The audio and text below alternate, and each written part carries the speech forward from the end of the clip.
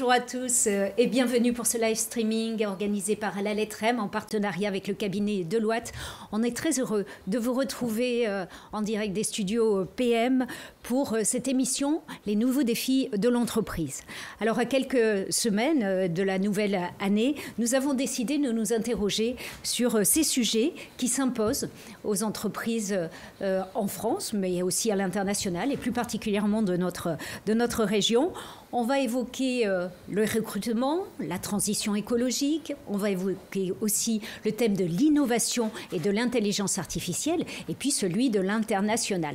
4 thématiques qui nous ont paru importantes, pour lesquelles on attend les réactions de ceux qui vont nous accompagner aujourd'hui. 4 dirigeants qui sont à mes côtés pour explorer ces thèmes.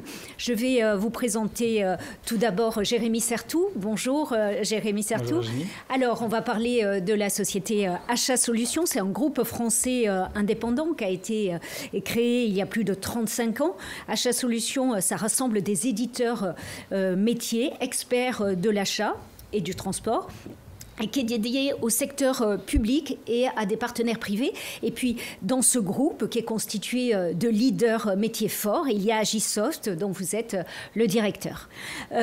Éminence, le groupe Éminence, Antonio Iandolo, bonjour, vous êtes le PDG de ce groupe. Vous êtes arrivé en 2022 à sa tête. Vous avez eu un parcours déjà à l'étranger, en Allemagne, en Italie, en Espagne.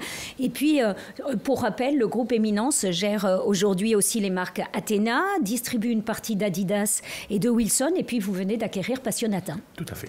Voilà. Yellow Village, Étienne Page, vous êtes le directeur du groupe gardois d'hôtellerie de plein air. Yellow Village, c'est détenu, exploité par la société Europe Plein Air, qui regroupe une centaine de campings franchisés en France, en Espagne et au Portugal.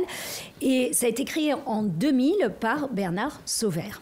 Et puis enfin, Christophe Plat, vous êtes le directeur général d'Orchestra, dont le siège est installé à Saint-Onès et qui a pour cœur d'activité le retail. Le groupe a été créé, pour rappel, en 1995 et en 2012, il a intégré la marque Prémaman, qui est le leader du vêtement maternité et puéricultrice. Voilà. Merci déjà à tous les 4. Et puis bien sûr, notre partenaire, et c'est pour ça que je termine avec vous, Stéphanie Norève, vous supervisez l'activité droit social du bureau de Montpellier pour Deloitte. Peut-être une question d'abord, les différents sujets sur lesquels vous allez pouvoir accompagner les chefs d'entreprise. On en a 4 ici, d'autres qui nous regardent en live. Vous les accompagnez sur quoi ? Bonjour Virginie, merci déjà une nouvelle fois de La Lettre M de nous inviter et de nous permettre de faire ce partenariat. Alors nous accompagnons, Deloitte accompagne les entreprises aussi bien en audit, en transactions financières, notamment lors des cessions d'entreprise, mais aussi sur toute la partie juridique grâce à son cabinet d'avocats et également dans la transformation, que ce soit la transformation technologique ou en matière de stratégie. Plus concrètement, si on prend des missions récentes, nous les accompagnons sur le plan social, ça va être sur l'accompagnement sur la durée du travail. Beaucoup de problématiques aujourd'hui de signature d'accords d'entreprise, sur l'optimisation de la durée du travail, du télétravail par rapport aux attentes des salariés, mais aussi à la performance économique de l'entreprise. On aura aussi des sujets d'assistance dans les choix IT ou SIRH. Et aussi des missions d'accompagnement dans la transformation des organisations et notamment dans la gestion des talents. Tout ça en respectant toujours le cadre juridique. Alors on voit que ça regroupe des thèmes qu'on va aborder bien sûr pendant ces échanges. Il y a aussi des nouvelles expertises que vous avez renforcées, forcément face aux évolutions qui sont les nôtres. Les 2 grandes expertises qu'on renforce, c'est l'environnement, sustainability. Donc là, on a une équipe de 250 personnes à peu près en France qui accompagnent les entreprises sur la politique RSE et aussi, surtout, avec un focus particulier sur la CSRD. Je crois que là, on peut dire, et je ne pense pas être démenti, que c'est vraiment quelque chose d'assez complexe, ambigu, chronophage, peut-être pas très passionnant. Et donc, effectivement, nos experts qui font ça tous les jours peuvent faire gagner un temps précieux aux chefs d'entreprise. Et la deuxième activité qu'on a beaucoup développée, c'est la cybersécurité. sécurité, avec notamment un accompagnement sur la stratégie, mais surtout des mises en situation réelles de hackage d'entreprise, avec derrière quelle feuille de route on peut mettre en place et comment accompagner aussi les salariés sur la formation à la gestion de crise.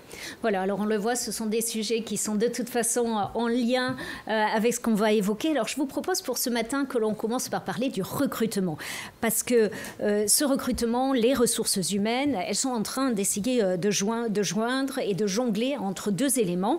D'une part, bien, les objectifs commerciaux de toute entreprise, bien sûr, et puis il faut faire face de l'autre côté aux nouvelles attentes qui sont celles des collaborateurs en matière d'équilibre entre vie personnelle et vie professionnelle. Étienne Page, je l'ai dit, vous êtes le directeur de Yellow Village. On suppose que vous êtes dans votre secteur, qui est celui de l'hôtellerie de plein air, confronté à des problématiques qui sont celles de la restauration et de l'hôtellerie. Oui, tout à fait, parce que après le Covid, on s'est retrouvé avec des collaborateurs qui avaient découvert aussi d'autres modes de travail, d'autres secteurs d'activité plus attractifs. Nous, dans le monde du camping, on a une saisonnalité qui fait que le travail peut être assez important pendant l'été, forcément. Un peu de week-end ou des week-ends aménagés, on va dire.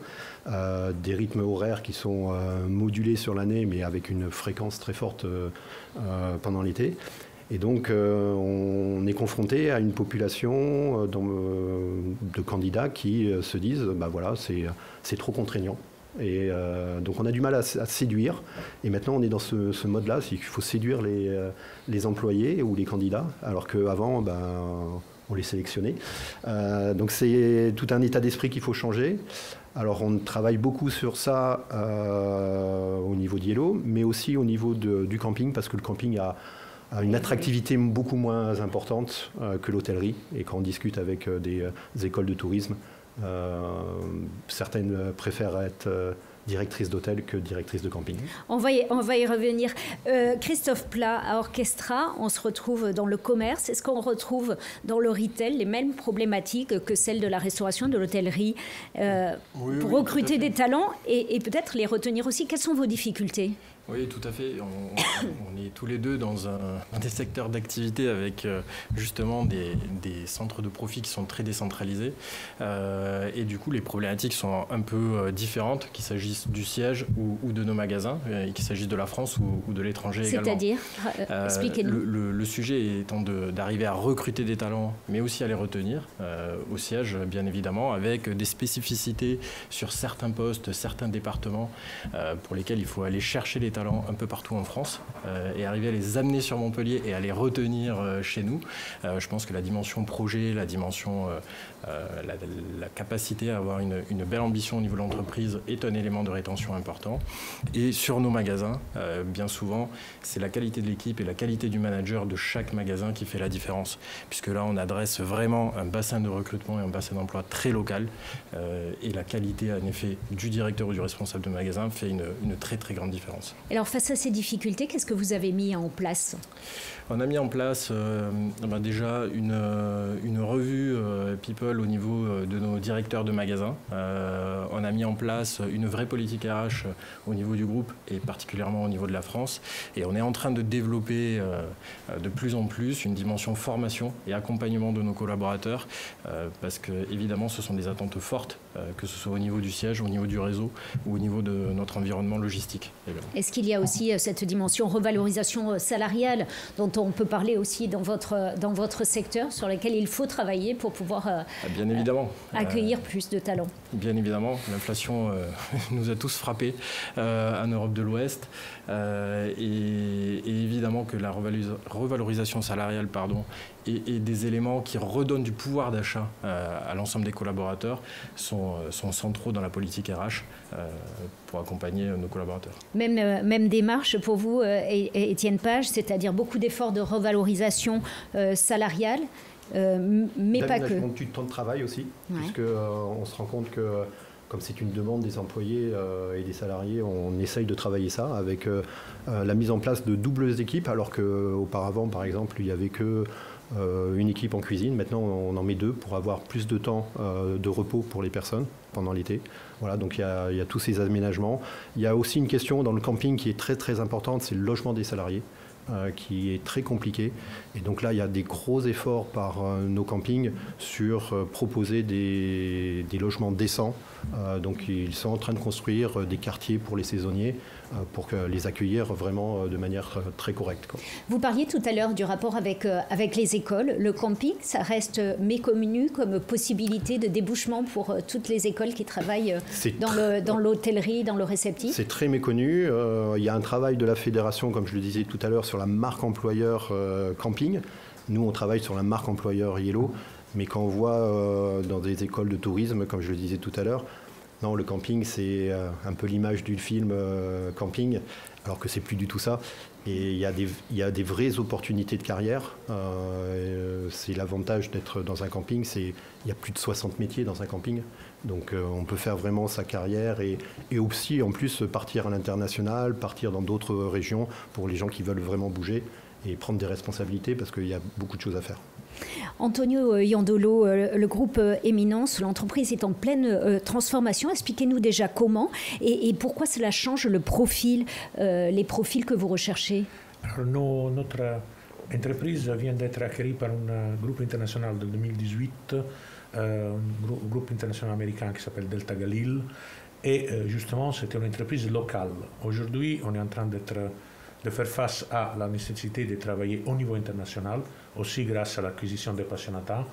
On passe, par exemple, de travailler sur 2 marchés, la France et la Belgique, sur 18 marchés, d'une façon extrêmement variée aussi des types de clients, des classes of trade et tout ça.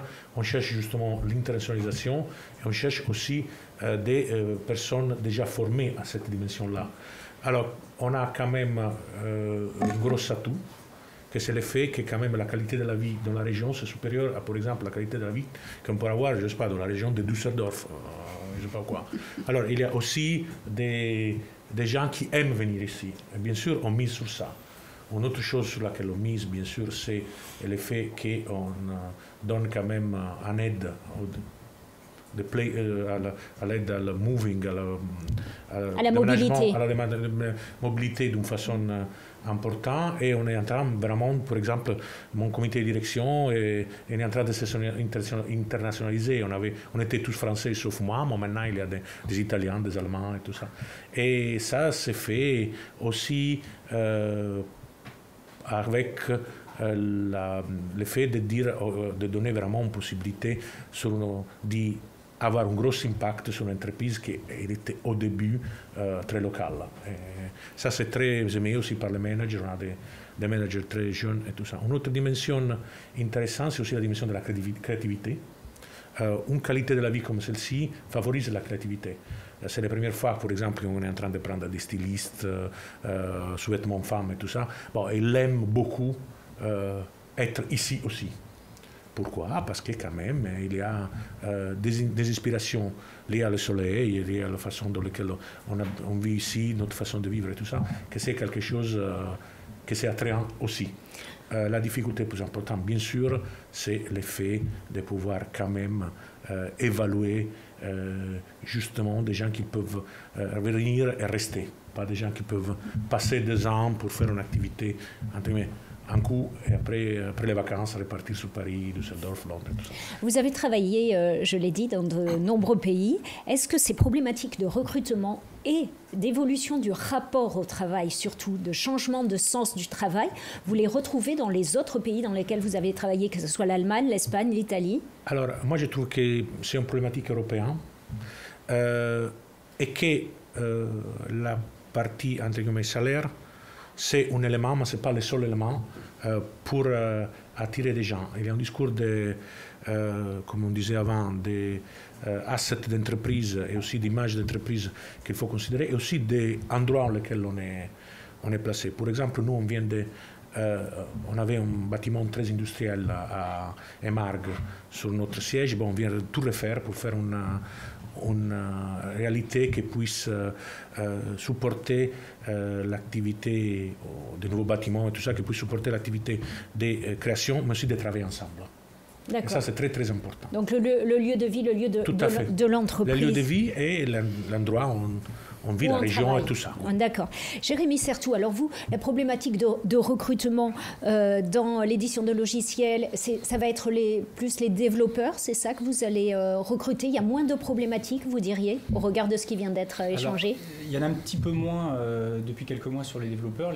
On va dire que l'équilibre, justement, personne employable, c'est un petit peu rééquilibré. C'est un sujet dans la mesure où vous évoluez technologiquement en permanence, donc vous devez aller chercher des personnes qui ont cette capacité à innover, à se remettre en question et à travailler sur des technologies qui sont les technologies présentes et d'avenir. Mais les problématiques, on va les retrouver sur des développeurs, sur tout type d'équipe, des gens du métier, des personnes pour le commerce, à peu près partout. Et le challenge, c'est d'arriver au milieu de tous ces éditeurs logiciels, notamment d'être particulièrement attractifs. Et voilà, nous sommes toutes des entreprises du long terme, et donc l'idée, c'est que les gens viennent et aient envie de rester et progresser dans l'entreprise. Ça, on y est très, très attaché. Alors justement, vous avez parlé de demain aussi, l'innovation et l'IA, notre deuxième thématique. Je vais l'aborder avec vous, parce que ce qui est propre à l'éditeur de logiciels, justement, c'est cette capacité à innover. Cette capacité et cette obligation. Tout ce que vous concevez aujourd'hui, vous savez déjà qu'à un moment, ça n'existera plus, qu'il va falloir le remplacer, le faire évoluer. Donc vous avez besoin à la fois d'avoir des gens qui techniquement vont pouvoir amener ces projets d'innovation, des gens qui vont réussir à réfléchir au-delà de ce que l'on fait aujourd'hui et d'arriver vraiment à transformer au fur et à mesure ce que vous proposez, puisque de toute façon, ça doit changer, c'est dans l'ADN de notre entreprise. Oui, voilà, c'est-à-dire que l'objectif même de l'entreprise, c'est d'innover, c'est de créer les logiciels de demain. Ceux d'aujourd'hui, on n'en parle déjà plus. C'est la partie commerciale, je suppose. Mais la partie recherche, c'est vraiment... tout est orienté vers demain. Je suppose que c'est la même chose pour vous, parce qu'on va se dire innovation, camping, peut-être pas forcément. Et en fait, si, puisque vous avez été très innovant, justement, Yellow Village, et ça fait déjà 25 ans. Oui, et même plus, puisque les propriétaires de camping Yellow ont beaucoup innové, puisque par exemple, ce sont eux qui ont mis les premiers mobilhomes dans des campings. Après Yellow, il y a eu les premiers parcs aquatiques, il y a eu les premiers spas dans les campings. Donc ça fait partie de l'ADN, et ça fait partie aussi de l'ADN d'aller chercher des nouvelles solutions pour commercialiser, parce que notre rôle de franchiseur, c'est de commercialiser ces campings. Et donc l'IA, effectivement, fait partie de ces innovations qu'on regarde. Alors ça arrive déjà... Alors c'est vrai qu'on s'attend à l'innovation vraiment sur le métier d'éditeur de logiciels, et qu'on se dit moins que c'est une dimension cruciale, importante en tout cas, dans celle de l'hôtellerie de plein air. Donc, Si, parce qu'il y a beaucoup d'aspects de marketing et de communication, et on voit que l'IA est très présente dans ce métier ou ce secteur. Donc il y a beaucoup de choses qui arrivent. Il y a des choses qui n'existaient pas il y a 6 mois qui sont maintenant possibles de faire. Tout ce qui est génération, que ce soit d'images, de sons, de vidéos. On a beaucoup besoin d'assets vidéo à notre niveau. Et donc on utilise beaucoup l'IA aussi pour améliorer ce que l'on a actuellement, pour en produire de plus en plus au bon format, puisqu'il y a de plus en plus de canaux digitaux sur lesquels il faut communiquer, et il faut s'adapter à ces canaux. Ça nécessite aussi la formation de l'ensemble des équipes et des campings franchisés à ces nouveaux modes de fonctionnement? Tout à fait, on fait des formations ici au siège à Montpellier, et puis les franchisés, on essaye de les évangéliser, je veux dire, à l'arrivée de l'IA, et surtout à leur faire comprendre qu'il faut former aussi leurs employés à l'IA, parce que ça va être un des moyens de travailler dans le futur, qui va faire gagner de la productivité, parce que ce qu'on voit vraiment avec l'IA, c'est ces gains de productivité. Antonio Iandolo, à l'échelle d'un groupe comme Eminence, l'innovation, est-ce que c'est un enjeu très important? C'est fondamental. Il y a un aspect fondamental de l'innovation, que c'est répondre toujours mieux aux besoins des consommateurs. Pratiquement, notre focus est vraiment sur l'innovation produit. Le groupe Delta a un claim que c'est Body Before Fabrics, the core avant le corps avant la matière, et on a une capacité de création de nouvelles matières et d'application sur notre produit extrêmement important. On a un centre d'information innovation internationale, et on a aussi une antenne d'innovation ici à Emarg. Donc innovation en termes de produits. Produits. Et formation produit, ça signifie répondre toujours mieux aux besoins des consommateurs. Il faut savoir qu'un produit de sous-vêtements, il a un contenu entre guillemets mécanique, que c'est le bien-être autour du corps, et aussi il a un contenu esthétique, que c'est le design. Et ça, mixer ça pour faire un produit qui soit en ligne avec les besoins des consommateurs, c'est quand même une dimension d'innovation importante. Sachez aussi que dans le modèle de business d'aujourd'hui, il y a en collection chaque 2 mois. Par conséquent, il faut maintenant répondre aux besoins des consommateurs et tout ça, en même temps, sans bien sûr trop endommager notre milieu environment, parce que quand même, si on fait trop de produits, ça peut générer des problèmes. Par conséquent, ça signifie faire des produits qui soient durables, mais qui en même temps soient esthétiquement intéressants pour les consommateurs. Et ça, c'est de l'innovation. Alors l'innovation, on la voit sur les produits. L'innovation, est-ce que l'IA, peut-être, vous l'utilisez aussi pour améliorer, que ce soit, je ne sais pas, on imagine la gestion des stocks, que ce soit la commercialisation? Un point clé, c'est la gestion des stocks. Les produits d'Intimate, ils sont des produits compliqués parce qu'ils ont beaucoup de tailles et ils ont beaucoup de coloris. Par conséquent, on utilise l'IA et autres instruments de programmation pour être sûr que notre stock c'est conséquent pour répondre aux besoins des consommateurs, mais pas excessif. Et ça, c'est un enjeu fondamental parce que c'est un des jeux clés pour les entreprises textiles. Les entreprises textiles sont successful, on font faillite basée sur la façon dans laquelle ils gèrent leur stock. D'accord, donc dimension essentielle sur cette gestion des stocks. Est-ce qu'aussi l'attitude des consommateurs, parce qu'on sait que dans cette industrie textile, on regarde vraiment de près tout ce qui est l'attitude et le comportement des consommateurs. Est-ce que l'IA peut, là aussi, changer la donne? Alors, on a des instruments très confidentiels pour connaître notre consommateur à fond.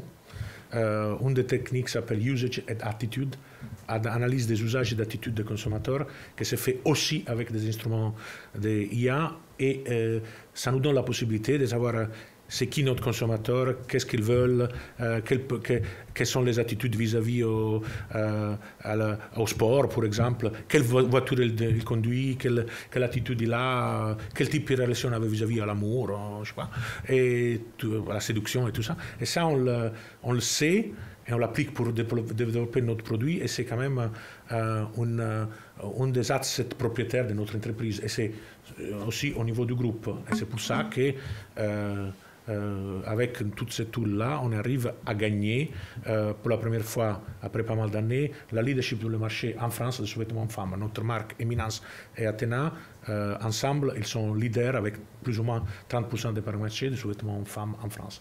D'accord.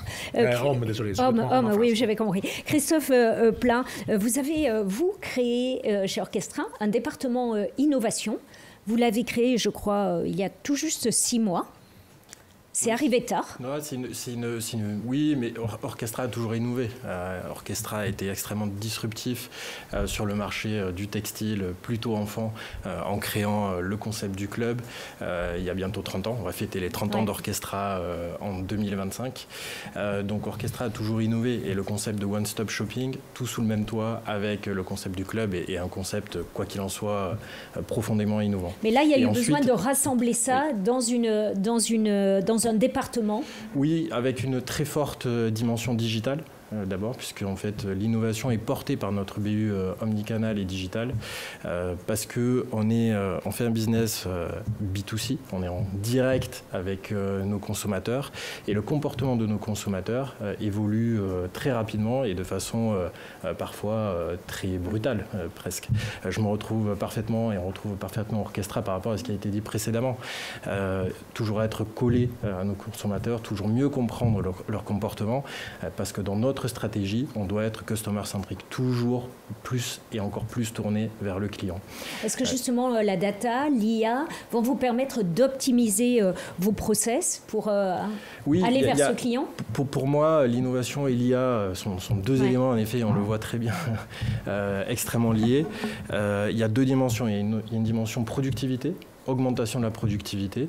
Et nous, par exemple, on a optimisé toutes les traductions de nos sites web étrangers grâce à l'IA, en qualité et en timing de traduction.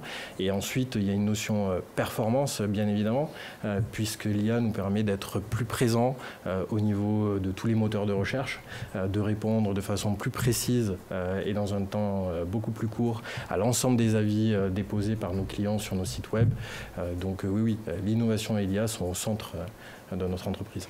Jérémy Certout, en tant qu'éditeur de logiciels, je suppose que l'IA, c'est un sujet essentiel. Et puis, on vient de le voir, il y a de la demande vraiment en matière d'innovation, de logiciels qu'il y a à innover et en matière d'IA.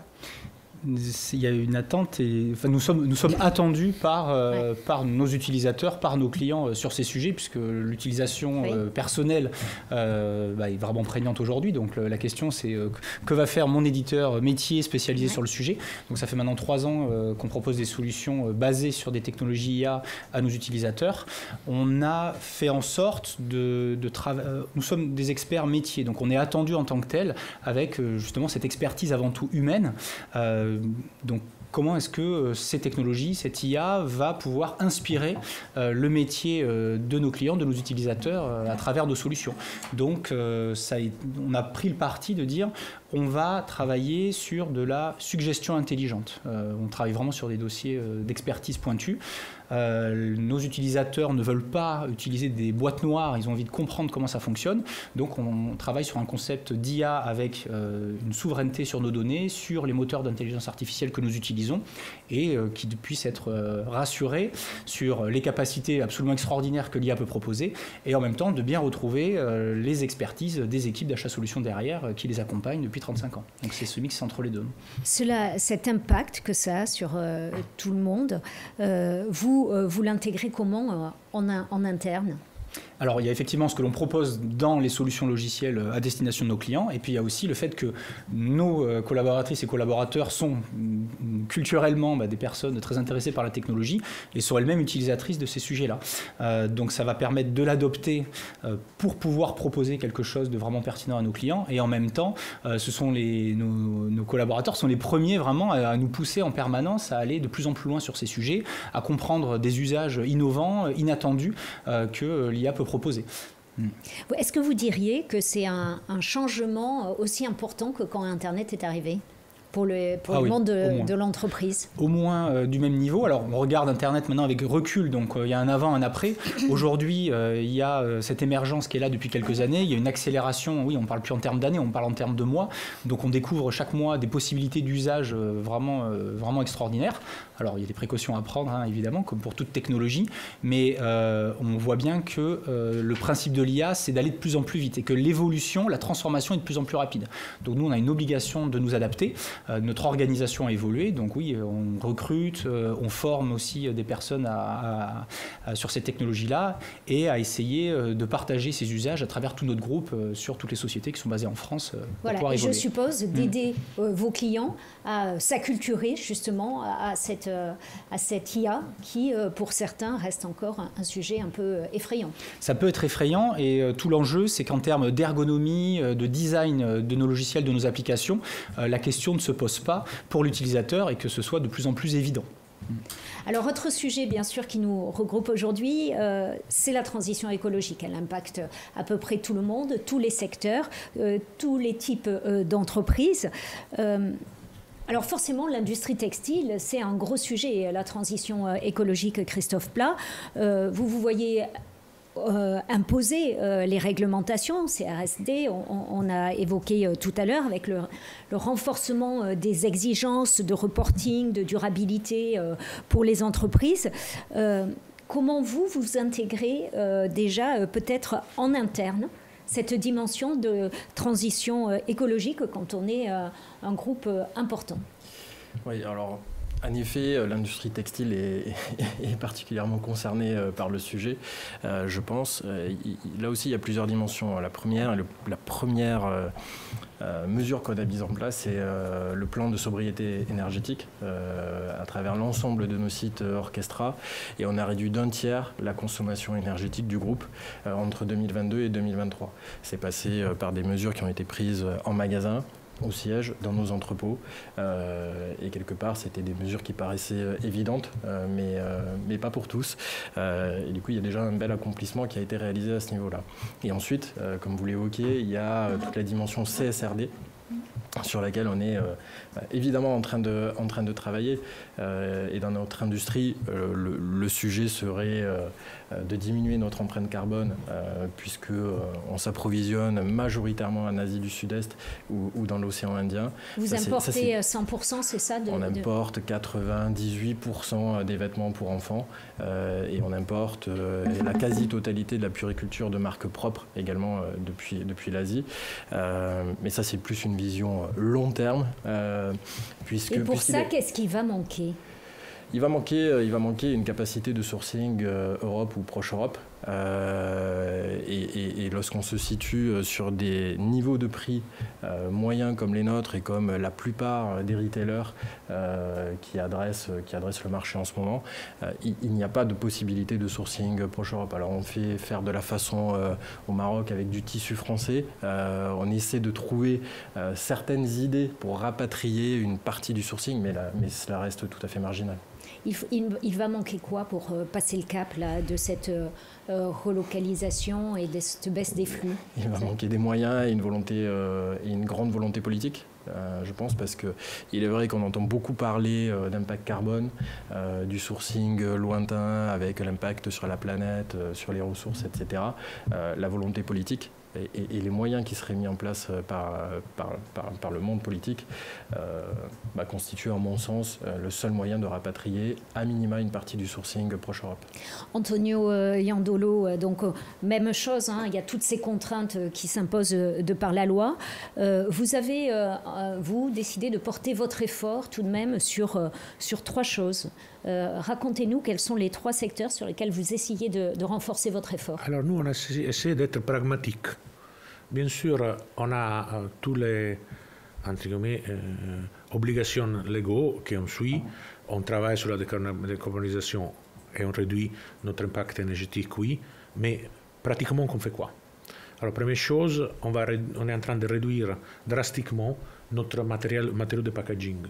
En réalité, les gens portent les sous-vêtements, pas le packaging.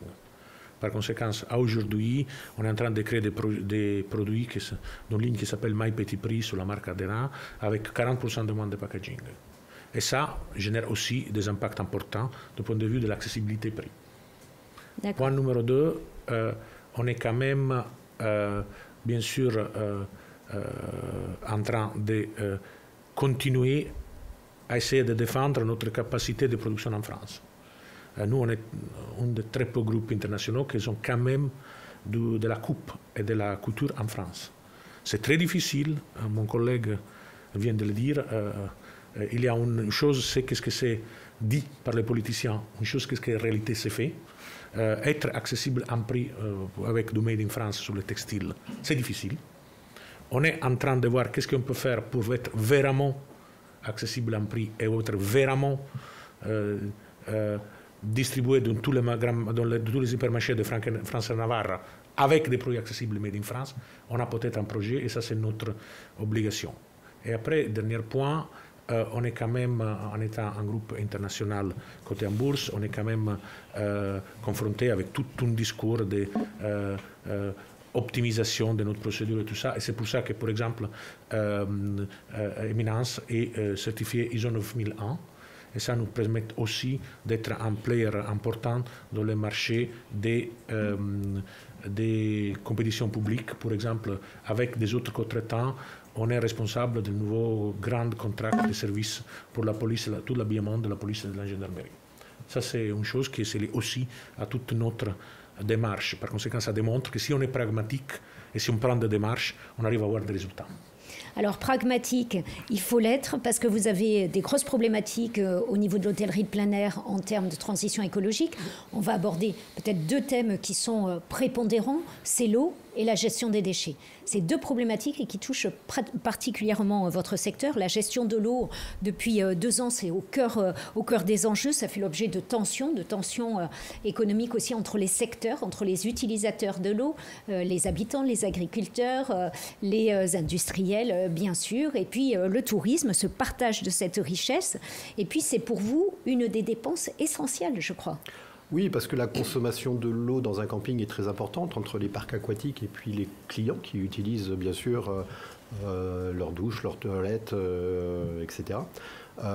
C'est vrai que depuis 2 ans, et notamment dans les Pyrénées orientales, on a eu un vrai souci par rapport à la gestion de l'eau et une opposition entre le secteur du tourisme et les agriculteurs, puisque les agriculteurs avaient l'interdiction d'arroser alors que les campings ont eu le droit d'ouvrir avec les parcs aquatiques. Donc forcément, ça génère des tensions. Alors, nous, là, on a une chance aussi, c'est que les campings Yellow sont détenus par des propriétaires qui sont généralement d'anciens agriculteurs eux-mêmes. Donc, il y a des discussions qui se mettent en place et on arrive aussi à trouver des solutions. Et on a beaucoup travaillé, enfin, les campings Yellow ont beaucoup travaillé sur 2 axes. C'est comment réduire la consommation d'eau pour tout ce qui est végétalisation du camping. Avec l'intégration d'espèces méditerranéennes, voilà, exactement, etc. De nouvelles plantes. Il y a des campings qui ont arraché toutes leurs fleurs et qui ont replanté des plantes méditerranéennes qui nécessitent beaucoup moins d'eau. Et puis on est sur aussi comment retraiter ce qu'on appelle les eaux grises. C'est-à-dire toutes les eaux qui sortent des mobil-homes, des éviers, voilà, et comment on peut les réutiliser, soit sur de l'arrosage, soit sur d'autres choses. On a une consommation très importante, nous, dans les bassins aquatiques. Les filtres, il faut nettoyer les piscines tous les jours. C'est à peu près 60 mètres cubes d'eau sur un parc aquatique, donc c'est énorme. Ouais. Et malheureusement, la législation nous interdisait jusqu'à présent d'utiliser cette eau de nettoyage. Est-ce que ça change ? Et ça change, voilà. Donc il y a un décret qui est sorti l'année dernière, appliqué depuis janvier, qui va nous permettre de réutiliser cette eau dans des fins d'arrosage. Et puis on travaille aussi beaucoup, et notamment avec des entreprises sur Montpellier comme Aquatech, sur la gestion des fuites et la détection des fuites. Un camping, c'est une ville, et il y a beaucoup de fuites. C'est des réseaux anciens, et donc on travaille sur cette détection aussi. Autre sujet, peut-être moins politiquement correct, mais c'est le public que vous rencontrez qui vient là en vacances. Est-ce que lui, il est prêt à faire attention et à avoir un geste civique dans sa consommation d'eau ? C'est très compliqué. On a encore des clients qui viennent, qui mettent les clims dans les mobil-homes et qui laissent les portes ouvertes. Donc on met en place des systèmes pour arrêter les clims au bout de 5 minutes si on détecte que les portes sont ouvertes. Les gestes éco-responsables de nos clients en vacances, on fait beaucoup d'évangélisation. On essaye d'avoir une évangélisation non pas punitive, voilà, mais qui récompense. On essaye même de réfléchir à des programmes de récompense pour des gestes éco-responsables pour nos clients, justement pour aider et favoriser ces gestes éco-responsables. Un mot rapide peut-être sur la gestion des déchets aussi, gestion des biodéchets qui nécessite une grande logistique, je suppose, à mettre en œuvre. Oui, ben voilà, parce que sur un camping où il y a 500 mobil-homes, il faut mettre 500 collecteurs de biodéchets. Il faut aussi que les clients pensent à faire ça, à les ramener au bon endroit. Donc voilà, c'est là encore de la logistique et de l'éducation presque. Mais c'est intéressant de voir aussi que les enfants, de part aussi des animations qu'on fait autour de ces thématiques, de la gestion de l'eau, gestion de l'électricité. Par exemple, on va demander aux enfants d'aller éteindre pendant la journée toutes les lampes qui sont ouvertes. C'est un jeu. Et ils vont parcourir tout le camping pour aller éteindre toutes les lampes. Et voilà, et on essaye de les éduquer aussi par ces animations. Alors Jérémy Certout, comment vous impactez et vous appropriez ce thème de la transition écologique ? Alors peut-être moins directement, là ce qui m'intéresserait, ça serait comment à travers la commande, justement, puisque vous proposez ces logiciels, vous pouvez avoir un impact important sur cette transition. Alors effectivement, dans les solutions que nous proposons, il y a les logiciels qui permettent aux acheteurs publics, donc toute organisation d'un ministère à une ville, un hôpital, de l'habitat social, une région, un département, de rédiger des appels d'offres publics qui vont ensuite être déposés sur des plateformes où les entreprises vont y répondre. Et donc à partir du moment où dans le groupe on estime qu'il y a à peu près 70% des appels d'offres publics en France qui passent par une ou plusieurs de nos solutions, vous avez véritablement un impact. Les logiciels permettent aux acheteurs publics, ce sont plusieurs dizaines de milliers à utiliser nos solutions, de rédiger ces appels d'offres. Nos juristes proposent des clauses qui vont être utilisées. Les lois récentes, les réglementations récentes vont inciter les acheteurs à justement travailler avec des entreprises qui sont dans une démarche RSE, qui sont capables concrètement de contribuer à la transition sociale et écologique. De ce fait-là, à partir du moment où nous intégrons par exemple des clauses dans nos modèles d'appel d'offres, elles vont, par les effets de volume que nous gérons, elles vont avoir un véritable impact. Un sujet, par exemple, il y a ce qu'on appelle le SPASER, donc c'est le schéma de promotion des achats économiquement et responsable. Nous proposons d'aider les collectivités à les rédiger. De ce fait-là, elles vont inciter elles-mêmes les entreprises qui vont essayer de remporter ces appels d'offres à s'inscrire dans cette démarche. Donc l'impact, il va être vraiment prégnant ici. En proposant des solutions comme ça, plus facilement adaptables et utilisables, qui vont renforcer, faire effet boule de neige en fait. La volonté politique, elle est là. La volonté des acheteurs public, elle est là. Et maintenant, c'est comment, grâce à nos outils, grâce aux usages les plus simples possibles que nous proposons, ça va devenir une évidence et ça va devenir quelque chose d'extrêmement simple à mettre en œuvre. Donc, si c'est la solution la plus facile de proposer des appels d'offres avec des critères pour les entreprises qui s'inscrivent dans une démarche RSE, ça va faire boule de neige. Et aujourd'hui, c'est une satisfaction pour nos clients et aussi pour nos collaborateurs en termes de sens. On parlait de marque employeur et d'employabilité. Les personnes qui viennent travailler chez nous peuvent mesurer à quel point il y a un impact. La commande publique, c'est pas loin de 200 milliards d'euros. Donc on arrive véritablement à avoir un impact au niveau national. Alors au niveau national, maintenant on va parler du niveau international, dernier thème de nos échanges ce matin. Je vais revenir du côté de l'hôtellerie de plein air. Vous avez à peu près une centaine de campings franchisés, l'essentiel en France, 8 en Espagne, 2 au Portugal, je crois. Quels sont les freins au développement international? Est-ce que c'est le modèle économique de la franchise? Oui, tout à fait, c'est le modèle économique de la franchise, puisque schématiquement, on prend un pourcentage du chiffre d'affaires du hébergement du camping et que ce sont des modèles qui ne sont pas du tout développés dans les pays sud-méditerranéens, par exemple. Donc il faut qu'on explique d'abord le modèle et puis qu'il y ait une relation de confiance qui s'établisse avec les propriétaires. Il y a aussi le fait que le monde du camping se consolide très fortement en France, ce qui n'est pas encore le cas en Espagne, en Italie. En Espagne, on commence à avoir des groupes de camping et les propriétaires indépendants commencent à se sentir et à se dire comment exister commercialement par rapport à ces grands groupes qui investissent Internet.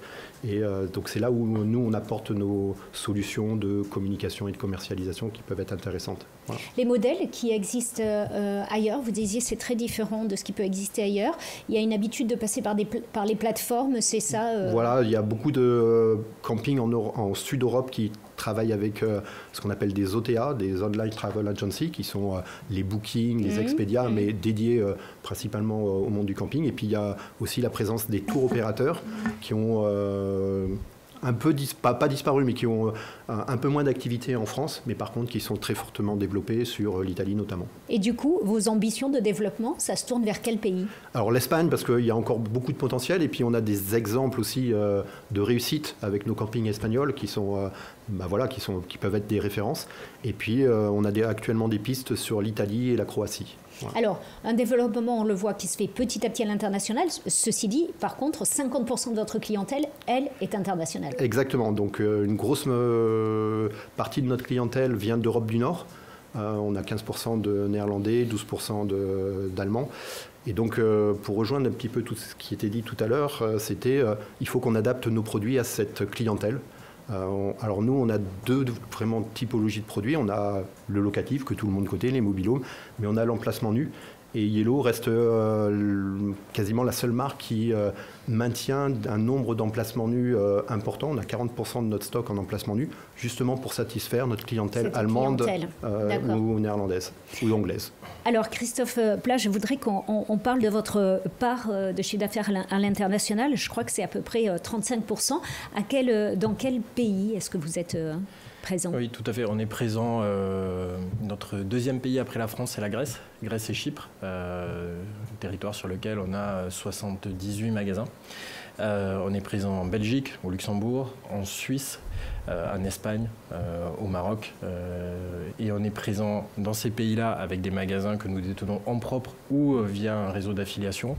Et on est présent dans une trentaine de pays supplémentaires également avec une activité plus négoce, wholesale. Et c'est une activité qui est en fort développement chez nous. Pourquoi? Parce que déjà depuis la naissance d'Orchestra, l'international fait partie de l'ADN de l'entreprise.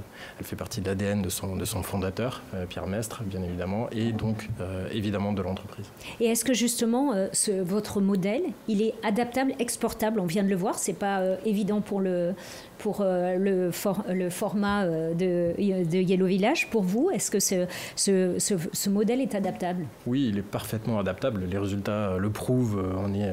On est bénéficiaire sur l'ensemble de nos zones géographiques et en croissance sur l'ensemble de nos zones géographiques. Et cette activité négoce, wholesale, est en train de prendre une ampleur importante chez nous. On a énormément de demandes d'ouverture de nouveaux pays avec des partenaires local. Ouais. Le dernier qui a été ouvert est la Géorgie et on a des demandes de certains pays avec un partenaire auquel on octroie une exclusivité territoriale et qui implante le concept Orchestra, ce qui est extrêmement duplicable et ce qui fonctionne très très bien, c'est le concept Orchestra. Tout sous le même toit, puériculture, vêtements bien évidemment et parfois même du jouet, et avec le concept du club, jusqu'à 50% de remise sur le vêtement toute l'année. Vous avez aussi les bureaux d'achat avec des personnes qui travaillent donc à l'étranger. Expliquez-nous comment Tout à fait, on a environ 70-80 personnes qui sont implantées dans certains pays d'Asie, Inde, Chine, Bangladesh. Et là, leur mission? Leur rôle, c'est assurer le suivi des productions en local, puisqu'en fait, chez Orchestra, on maîtrise toute la chaîne de production de A à Z, mais on sous-traite la production de nos vêtements à des usines implantées dans ces pays-là. Et donc, on a une force de frappe en local pour suivre tous les process de production. Alors chez Eminence, Antonio Iandolo, vous venez de racheter Passionata. Du coup, ça change un petit peu votre croissance à l'international? Oui. Notre profil, c'était un profil vraiment français. On avait 90% de notre vente sur la France et sur la Belgique avec les marques Eminence et Athéna. Aujourd'hui, Passionata est présent sur 18 pays et le premier pays pour Passionata, c'est l'Allemagne, suivi par l'Europe du Sud, Espagne et Italie, et après sûrement au tiers la France. Après, on a autant d'autres pays d'Europe de l'Est et tout ça dans lesquels on est présent.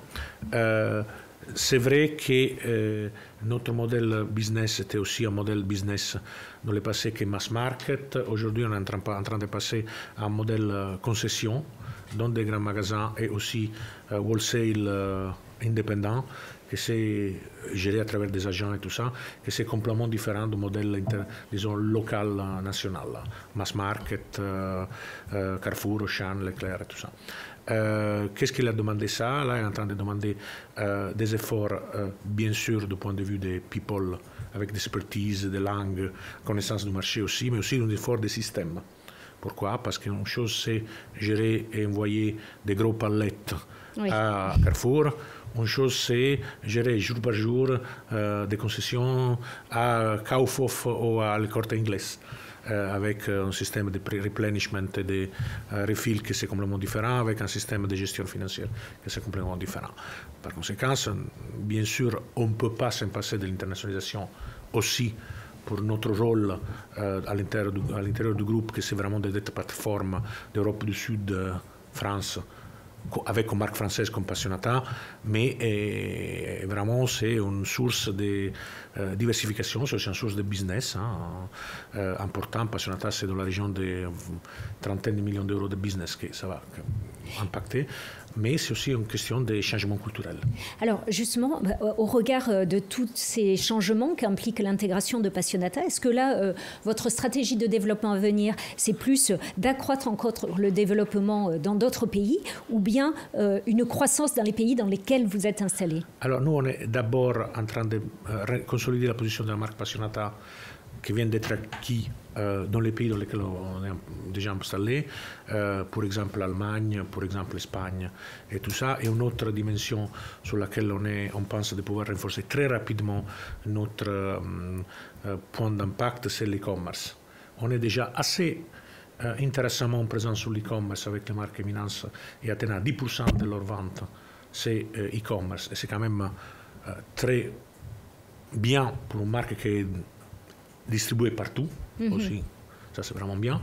Et on va répliquer l'e-commerce aussi sur la marque Passionata, justement pour accéder à des consommateurs internationaux qui on ne pourrait pas accéder, parce que bien sûr on a 18 pays, mais les pays du monde sont plus que ça, par conséquent.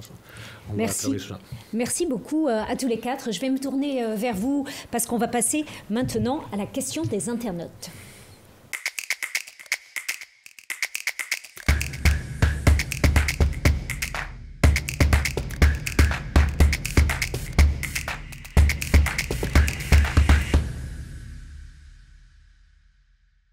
Alors, on va prendre quelques questions qu'on me transmet dans l'oreillette. Il y a une question de Muriel qui se demande comment s'est traduit cette augmentation des coûts pour les entreprises du retail.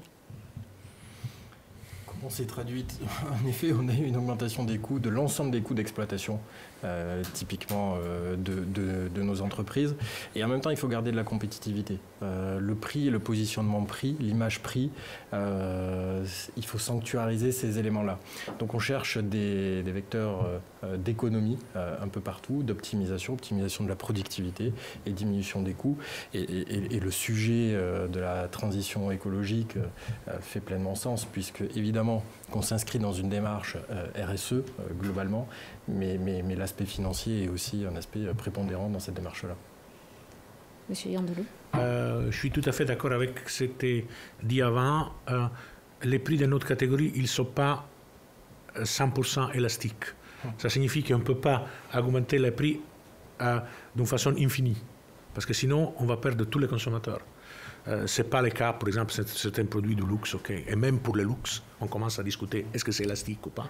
Par conséquent, oui, on cherche des sources différentes d'optimisation pour essayer de sanctuariser quand même certains niveaux de prix. Et nous, on a une stratégie de prix entre guillemets qu'on appelle Well, Better, Best. On va avoir toujours un produit d'entrée de gamme, moyen de gamme, et après un peu plus premium avec des features, des caractéristiques particulières. Et ça, il faut sanctuariser, il faut toujours être capable de pouvoir garantir aussi aux consommateurs moins riches la possibilité d'acheter notre produit. Une autre question de Philippe qui vous demande à tous quel regard vous portez sur l'année qui arrive, 2025, plutôt optimiste, plutôt pessimiste. Jérémy Certout. Il y a effectivement un climat d'incertitude qui nous fait nous poser un certain nombre de questions. Pour la partie vraiment édition de logiciels, les enjeux dont on a parlé tout à l'heure de transformation et notamment autour de ce que l'IA va nous permettre, en fait on est extrêmement optimiste parce qu'on est à peine en train de découvrir tout ce que cela va permettre. Donc il y a beaucoup de possibilités d'innovation, d'arriver à accompagner nos clients et de nouveaux clients via des usages qui sont en train d'émerger. Donc ça veut dire que nos marchés aussi, nous, sont en train vraiment de s'élargir et ça permet des horizons plutôt optimistes. Votre regard sur 2025, prudent. Oui, prudence, parce que c'est vrai que le camping a le vent en poupe depuis la fin du Covid, mais on sent quand même un impact de l'inflation sur la consommation des vacances, des gens qui partent moins souvent. Donc voilà. Et puis notre clientèle internationale est, on va dire, très sensible au climat social en France. Oui. Donc voilà, tout va dépendre de ce qui se passe. Tous les deux, je vous laisse la parole aussi sur cette projection 2025. Vous le sentez comment? Avec quels enjeux? Nous, 2025 sera une très grande année pour Orchestra puisqu'on va fêter les 30 ans d'Orchestra. Donc on s'inscrit sur une dynamique extrêmement positive sur 2025 et 2024 va être aussi une année qui marque un très fort retour à la profitabilité pour le groupe, une dynamique commerciale retrouvée, des gains de part de marché parce qu'on a le meilleur rapport qualité-prix-style du marché sur le vêtement pour enfants. Donc 2025 devrait être et sera une année de fête chez Orchestra. Quelle vision vous avez? Alors, bien sûr, Éminence, mais globalement, puisque vous êtes très présent à l'international. On vient de fêter les 80 ans d'Éminence cette année. Il y a des approches d'optimisme liées au projet qu'on a. On a quand même une croissance importante liée à Passionata. Il y a quand même les grands contrats publics, police et gendarmerie. Il y a aussi des activités intéressantes du point de vue de gain de part de marché, mais en même temps prudence, parce que notre catégorie sont des catégories absolument discrétionnelles. Par conséquent, les consommateurs dans une situation de crise ou d'inflation et tout ça, peuvent bien arrêter de nous acheter. Par conséquent, je dirais optimisme et prudence en même temps. Très bien. Alors, je vais me tourner à présent vers notre partenaire Stéphanie. Pour conclure tout ça, quelles seraient, d'après vous, les nouvelles thématiques qui vont être les défis de demain pour les chefs d'entreprise? Moi, je vois essentiellement deux défis. Alors, un dont vous avez déjà parlé, mais qui restera prégnant, c'est la rétention des talents. Et le second, je dirais, ça serait la transmission d'entreprise. Alors, vous n'y êtes peut-être pas encore confrontés. Sur la rétention des talents, vous l'avez tous dit, en fait, on va devoir faire cohabiter de plus en plus des générations différentes, avec des aspirations très différentes en termes notamment d'équilibre vie privée, vie professionnelle. Aussi des modes d'organisation du travail qu'on va devoir réinventer et également une inclusion et une parité qui est aussi de plus en plus importante dans les entreprises. Deuxième point sur cette rétention des talents, on a aussi une évolution du management, puisqu'on est passé d'un management qui était plutôt vertical, hiérarchique, à un management collaboratif. Mais aujourd'hui, ce management collaboratif trouve quand même, je pense, quelques limites, avec des sources de tension, peut-être aussi un peu plus d'individualisme, et ça, il va falloir qu'on le gère. On aura aussi un contrat de travail, et là j'avoue que c'est ma spécialité, mais un contrat de travail à réinventer, puisqu'en fait le CDI était le Graal. Aujourd'hui on voit que les jeunes, ils vont davantage aller chercher, ils veulent de l'indépendance, ils veulent plutôt travailler en prestation de service, être libre, ne pas être contraint. Et enfin un dernier enjeu, ça va être de maîtriser, de digérer tous ces impacts IA, à la fois sur vos cœurs de métier, mais aussi sur les fonctions support. Et le deuxième enjeu, la transmission d'entreprise. Là, quand on regarde, il y a une étude BPI qui vient de sortir où on a quand même 50% des ETI et des PME familiales qui à 10 ans, en fait, doivent être transmises. Gros enjeu. Oui, parce qu'on a un quart des chefs d'entreprise quand même qui ont plus de 60 ans. On a un tiers des dirigeants de plus de 70 ans qui n'ont même pas encore de plan de succession. Ça veut dire la clé sous la porte? Pas forcément, mais disons que c'est vraiment des choses qu'il faut à la fois anticiper en termes de sauvegarde de nos entreprises familiales, et c'est très prégnant dans notre région, donc ça me paraît très important, et aussi réfléchir aussi sur la transmission successorale aussi, à travers peut-être des pactes Dutreil et les enjeux patrimoniaux qu'il peut y avoir pour les dirigeants, peut-être pour les libérer et davantage penser à cette transmission. Merci beaucoup Stéphanie. Merci à tous les quatre d'avoir participé à cet échange, ce live streaming sur les défis des entreprises. Je vous remercie de nous avoir suivis. Je vous rappelle que pour suivre l'information et l'actualité économique régionale de façon régulière et avoir l'essentiel condensé, vous avez au quotidien la newsletter quotidienne de la lettre M, en digital, vous avez les magazines, vous avez aussi le mensuel, toutes les infos sur toute notre grande région. Et oui, elle est bien grande maintenant. N'hésitez pas à vous abonner en ligne, donc sur le site de lalettrem.fr. Ça n'est fini pour ce live streaming de la fin de l'année. Rendez-vous incontournable avec notre partenaire Deloitte et la lettre M, toujours au rendez-vous. Merci, bonne journée.